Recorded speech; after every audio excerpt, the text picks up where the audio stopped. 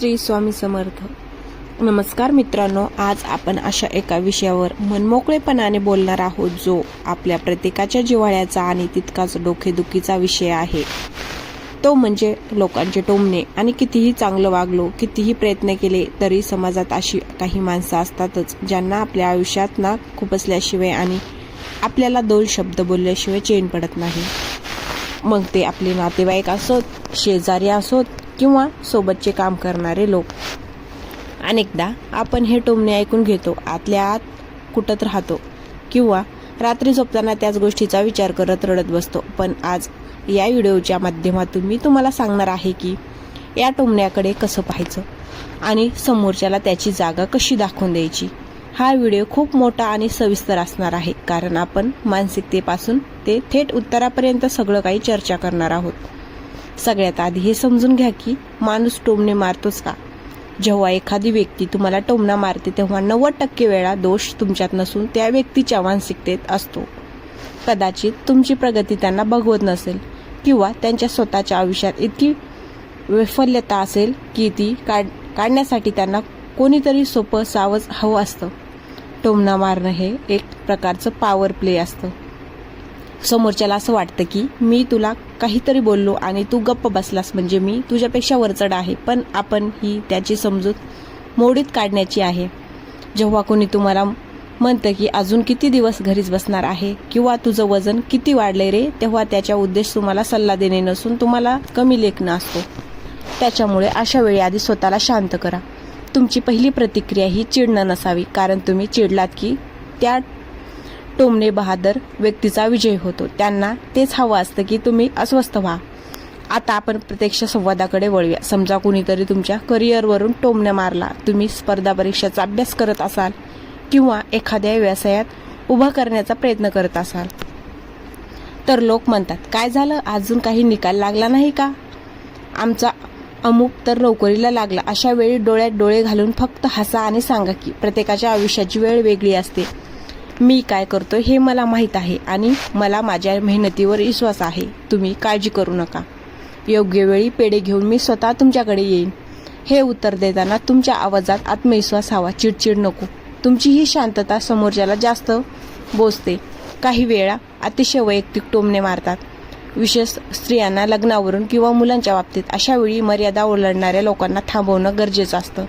जर कोणी विचारलं की लग्नाला इतके वर्ष झाली अजून पाळणा हल्ला नाही, तर त्यांना स्पष्ट सांगा की हा माझा आणि माझ्या जोडीदाराचा वैयक्तिक प्रश्न आहे. जेव्हा आम्हाला योग्य वाटेल तेव्हा आम्ही निर्णय घेऊ. तुम्ही या विषयावर जास्त विचार करून स्वतःला त्रास करून घेऊ नका. मित्रांनो, बऱ्याचदा आपण लोक काय म्हणतील या विचाराने गप्प बसतो, पण लक्षात ठेवा, लोक तेव्हाच बोलतात जेव्हा तुम्ही त्यांना बोलण्याची संधी देता. तुमची देहबोली अशी ठेवा की समोरच्याला टोमणा मारण्याआधी 10 वेळा विचार करावा लागेल. जर कोणी तुमच्या दिसण्यावरून टोमणा मारला तर त्यांच्याकडे वरून खाली असं एकदा निरखून बघा की म्हणा, बरं झालं सांगितलं, मला वाटलं होतं की लोकांना माझ्या बुद्धिमत्तेमध्ये रस असेल, पण तुम्ही तर माझ्या शरीरावरच अडकून पडलात. हे उत्तर ऐकल्यावर समोरच्याची बोलती बंद व्हायला वेळ लागणार नाही. टोमणा मारणाऱ्याला लोकांची एक गंमत असते. त्यांना जर तुम्ही उलट प्रश्न विचारला तर ते गोंधळतात. तुम्हाला असं का वाटतं की या गोष्टीचा तुम्हाला वैयक्तिक काही त्रास होतोय का. हे 2 शब्द, साधे प्रश्न कोणत्याही जहरी टोमण्याला बोथट करू शकतात. व्हिडिओच्या या भागात मला तुम्हाला एक महत्त्वाची गोष्ट सांगायची आहे, ती म्हणजे तुमची मेंटल सील्ड म्हणजेच मानसिक ढाल. लोकांचे शब्द हे बाणासारखे असतात. जर तुम्ही ढाल धरली नाही तर ते तुमच्या हृदयाला आरपार टोचतील, पण जर तुम्ही ठरवलं की हे शब्द माझे नाहीतच तर ते जमिनीवर पडून जातील. एखाद्याने दिलेली भेटवस्तू जर तुम्ही स्वीकारलीच नाही तर ती कोणाकडे राहते, अर्थातच देणाऱ्याकडे. टोमण्याचंही तसंच आहे. त्यांनी दिलेला टोमणा तुम्ही मनावर घेऊ नका, तो त्याच्याकडेच राहू द्या. आपल्या आयुष्यात आपण कुणाला किती महत्त्व द्यायचं हे आपल्या हातात असतं. ज्या व्यक्तीने तुमच्या आयुष्यात काहीही मोलाचं योगदान दिलेलं नाही, अशा व्यक्तीच्या शब्दामुळे तुमची शांतता भंग होऊ देऊ नका. शेवटी सडेतोड उत्तर देणे म्हणजे नेहमी भांडण करणं नसतं. कधी कधी तुमचं मन हे सुद्धा सर्वात मोठं उत्तर असतं.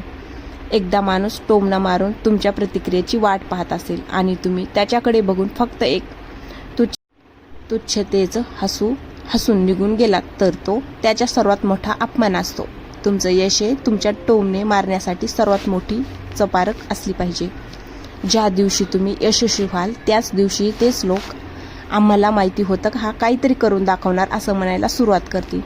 लोकांचा स्वभाव बदलणं आपल्या हातात नाही, पण त्यांच्या शब्दांनी स्वतःला त्रास करून थांबवणं मात्र नक्कीच आपल्या हातात आहे. स्वतःवर प्रेम करा, स्वतःच्या कामावर लक्ष केंद्रित करा आणि लक्षात ठेवा तुम्ही कोणालाही स्पष्टीकरण द्यायला बांधील नाही. तुमचं आयुष्य तुमच्या अटीवर जागा. आतापर्यंत आपण पाहिलं की लोक टोमणे का मारतात आणि आपली पहिली प्रतिक्रिया काय असावी. पण आता थोडं खोलवर जाऊया. समाजात काही असे प्रोफेशनल टोमणे मारणारे असतात ज्यांना आपण कितीही चांगलं उत्तर दिलं तरी ते थांबत नाहीत.